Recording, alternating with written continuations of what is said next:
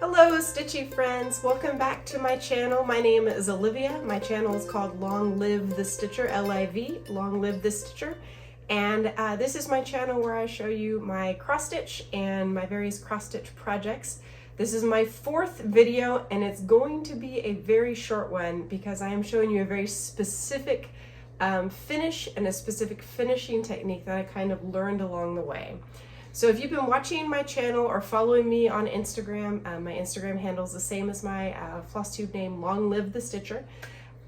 You've known that I've been working on some parting gifts for my coworkers for a job I'm about to leave actually this week.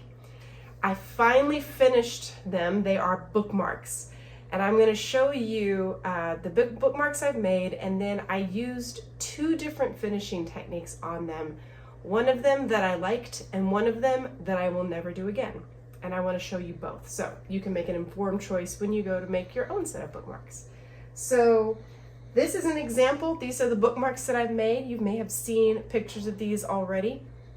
And this is one that I finished with the first technique. I'm going to call this the good technique. This is just folded over Aida on the back. Very easy, I'll say.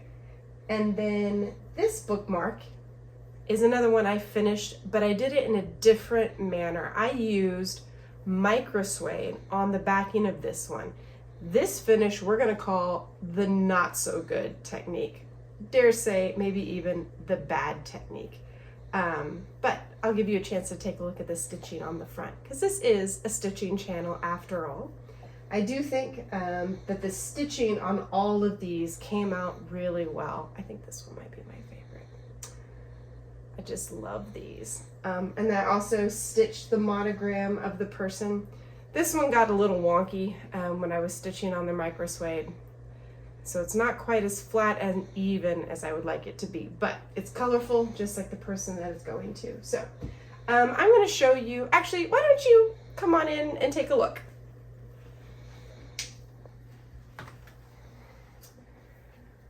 So first, I'll show you the technique I used with the microsuede backing. So I purchased microsuede in pre-cut sections. I just got black because I knew it would go well with both of these bookmarks that I created. And I just cut a little bit extra than I needed to for the back of the bookmark. Tried to pin it appropriately on the actual stitched Aida itself, and then just very easily stitched around. You can see this is just a straight stitch, or maybe you would call this a back stitch, just easily done all the way around. This is the third type of stitch that I tried. The first time I tried to do a blanket stitch, which was what was suggested to me actually, which is kind of a looped over kind of thing. So in a blanket stitch, you would have your needle go in and then the needle would loop over, and while it was over, you'd hook it underneath to catch it. It makes this really nice line where the hem is actually riding along the top of it. It can be a really beautiful stitch. It did not work with the microsuede. It ended up being all puckered and just really kind of came out looking messy. So believe it or not, the straight stitch was the best one. I also tried a hem stitch on it. It came out equally puckered and messy. So ultimately I did this. I just did a straight stitch along it and then went through with my really good sewing scissors and cut as close as I could in between the Aida and the microsuede. The nice thing about microsuede is it is a non-fraying fabric, so I didn't have to do anything to secure it. The way it is right now is the way it's always going to be. It is secured. So once I did that and I cut away my extra microsuede, I just pulled out. I frayed some of the Aida along the side to give it this nice frayed look. So I think that the fraying of the Aida was a really nice finishing touch. It makes it look really, I think, complete. And fraying Aida, let's just say it's kind of cathartic. So this is what it's like. You just literally take it and go like this, and you pull it out. And there's something so very fun about that. I'm not sure what it is. Maybe a psychologist can tell me, but just doing this is so much fun. So you'll have fun fraying your Aida too, I'll bet. So I ended up doing the frayed technique on all of them, even the ones that were not with the microsuede backing, aka the not so good technique. I didn't end up liking this because, as you can see, my cuts are not completely straight. It was challenging to get the microsuede to line up exactly flat with the Aida because microsuede's texture and the way it moves is just so different than how my Aida moved. So they were a little challenging to get to be a complete pair. A more experienced seamstress would probably have no problems at all, but alas, she is not I. So those two are all done. They're ready to be washed and pressed and then put inside a gift bag with a note from me. So those are my microsuede backing ones. These were actually the much easier finish, and I'll say I think a better looking finish. So with these two, I literally just have an Aida on the back to make it a nice clean back. What I did to make this was the most simple thing possible. I wanted to show you just an example of it. So here I've just stitched a little bit on some scrap Aida I have, and this is just so simple. I had to show you how simple it is.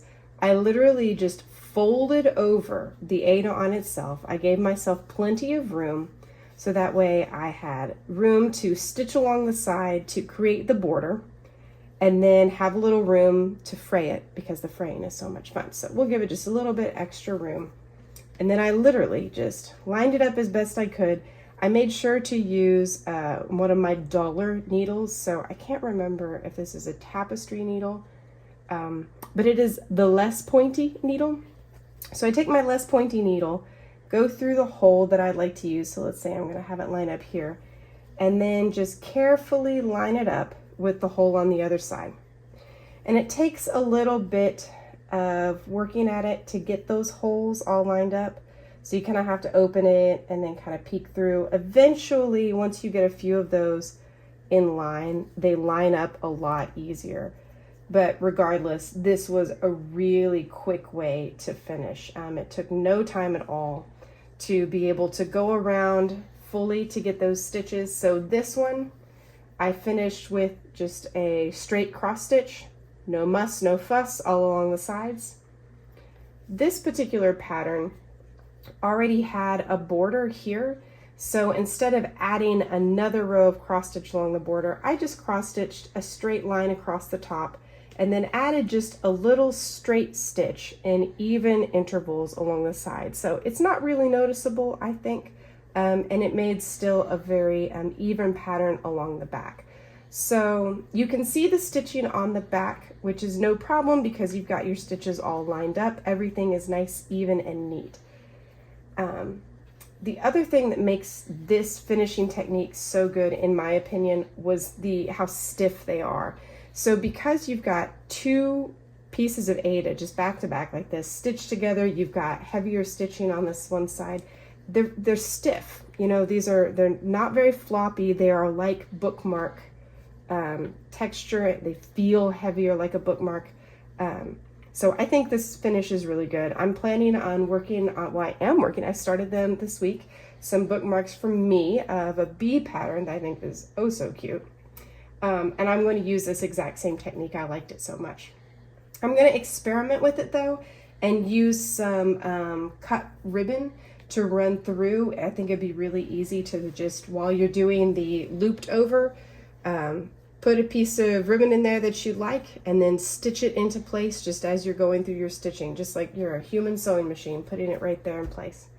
So that's how I finished these. I wanted to share that finish with you so you guys could learn from my mistakes. Microsuede, not my favorite, but boy, I really did like the just doubled over Aida on the back. So these are all ready to be washed, pressed, and given away. So thank you so much for tuning in. I really appreciate you guys taking a look, and hopefully you'll make something beautiful. If you decide to make something or you have an idea, please feel free to drop me a comment and connect with me. It's such a joy and pleasure to meet all you guys. Have a good one. Take it easy.